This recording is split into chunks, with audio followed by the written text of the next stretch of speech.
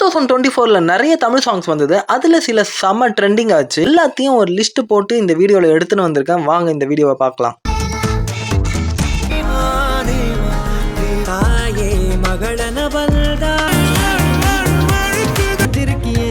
என்ன கொல்லுற அரக்கியே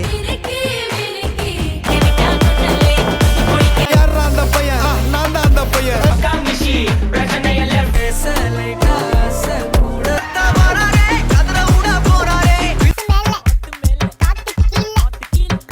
பார்ட்டி ஒண்ணு தொடங்கட்டுமா